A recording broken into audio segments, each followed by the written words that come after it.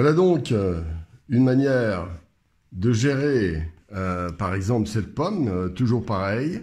Je pars toujours de cette pomme. Vous voyez, c'est toujours bon d'avoir un point d'ancrage. L'imaginaire aime ça, avoir un ou deux points de repère, ce qui lui permet d'avoir, de baliser l'espace. C'est comme si vous avez aucun repère, vous savez pas où vous en êtes. Si vous vous réveillez la nuit, pleine nuit noire, et vous savez même pas un point lumineux, vous êtes complètement perdu. En revanche, avec quelques repères comme donc cette pomme, eh bien, je pars de l'idée que je vais faire, par exemple, des traces comme ça.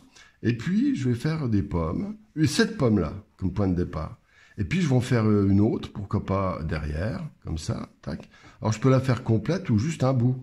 Puis, de l'autre côté, je vais en faire une autre, mais qui va être, par exemple, comme ça. Voilà, voilà, comme tac.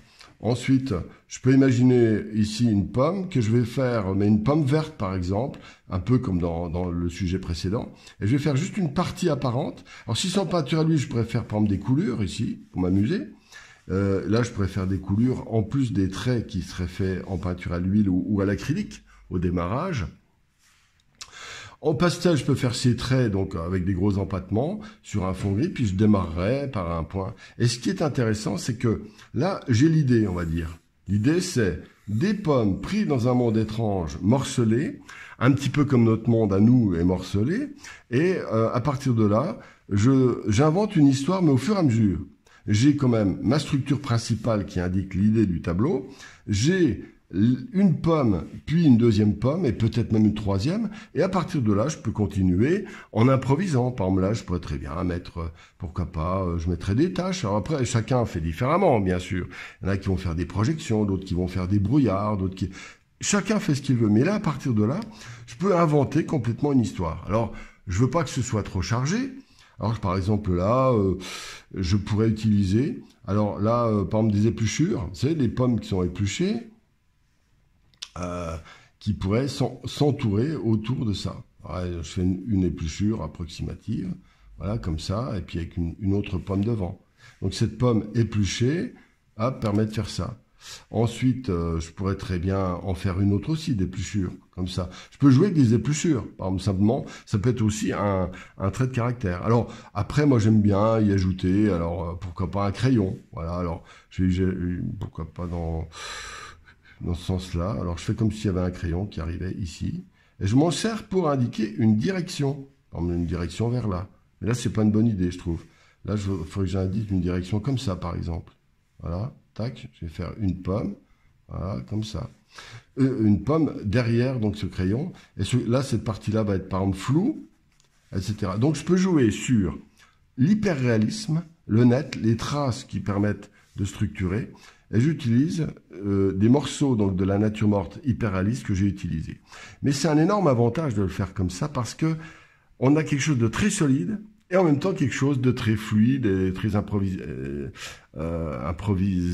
hein, donc qui est intéressant. Je peux y ajouter d'autres éléments. Par exemple, je pourrais très bien ajouter, moi ce que j'aime bien faire, c'est ajouter des éléments de la peinture, un tube, pourquoi pas un pastel, etc. Bon, là après, ça faut faire gaffe, ça ne donne pas des trucs qu'on ne voit pas apparaître ça partout. Là, je peux rajouter une vieille comment dire, une feuille, etc.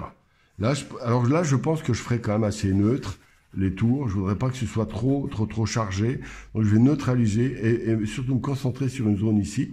Ce qui fait que ce tableau, je voudrais pas qu'il soit trop petit pour pouvoir mettre beaucoup d'éléments quand même, mais recentrés. Voilà.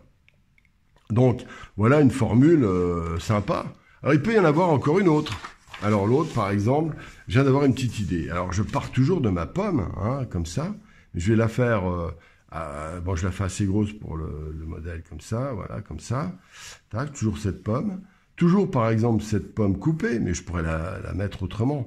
C'est simplement pour vous indiquer comment, à partir d'un élément fixe et solide comme un tableau hyper réaliste, on peut utiliser ça comme un point de départ imaginatif. Par exemple, là, je peux très bien mettre des pommes dans le lointain, comme s'il y avait une sorte de brouillard, on va dire. Premier plan assez foncé, voilà, comme ça. Alors, je pourrais même mettre, tiens, je vais mettre des rochers. Voilà, j'aime bien. Pourquoi? Parce que j'aime bien. Alors, vous pouvez mettre autre chose, bien sûr. Puis là, je vais faire voilà, des cailloux plus petits, voilà, comme ça, tac. Une zone foncée, très foncée ici. Là, un peu plus dégagée. Ma pomme, un peu à contre-jour, mais malgré tout dans le brouillard. Vous voyez, il y aura des brouillards dans tout ça, voilà, dans les lointains. La pomme là sera donc un peu plus foncée. Là, ici aussi, un peu moins foncé, encore un peu moins foncé. Là, je vais remonter un peu. Donc, je vais hiérarchiser les zones foncées de cette pomme qui va m'indiquer un effet de brouillard vers les lointains. Puis dans les lointains, bah, on aura des pommes quasiment qui vont se confondre avec la couleur claire du fond. Voilà, par exemple. Donc, d'une certaine manière, voilà comment je vais faire une tige. Voilà, comme ça, je peux partir même voilà, comme ça. Voilà, puis toujours pareil, si je veux ajouter un crayon, après je m'amuse en fonction des symboles qui me plaisent, mais vous-même, vous pouvez faire pareil, bien entendu, hein, c'est vachement important, parce que c'est ce qui fait que vous apportez votre petite coup de patte. Alors là, je peux rajouter, pour la composition, je pourrais très bien rajouter une pomme coupée, comme ça, voilà, contre-jour, toujours. Et puis, l'idée, c'est de créer un univers de pommes autour du brouillard, dans un monde, avec juste une porte d'entrée qui est une pomme hyper réaliste. Mais là, je la trouve pas bien placée, je vais la décaler sur la droite. Donc, je fais ça et je coupe. Voilà, je la décale, donc ça, c'est plus bon. Donc, ça me permet de la recentrer vers une sorte de nombre d'or et de dégager cette zone-là. Voilà, toujours pareil. Voilà donc comment on peut créer une idée. Très simple à partir de 3, il y a eu 3 idées de fait à partir simplement de ma nature morte.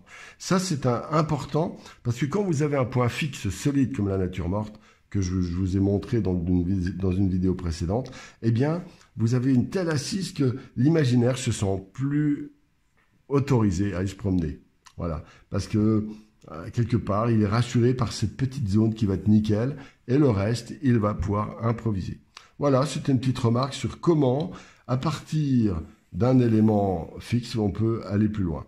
Et c'est souvent comme ça, à mon avis, qu'il faut faire. Quand vous manquez d'imagination, vous n'avez pas d'idée, eh bien, faites un travail d'étude, d'objets, des éléments précis, etc. Et vous verrez naturellement que ça va prendre sa place parce que c'est rassurant, c'est solide. Voilà, tout simplement. Alors, c'est à vous, soyez imaginatifs.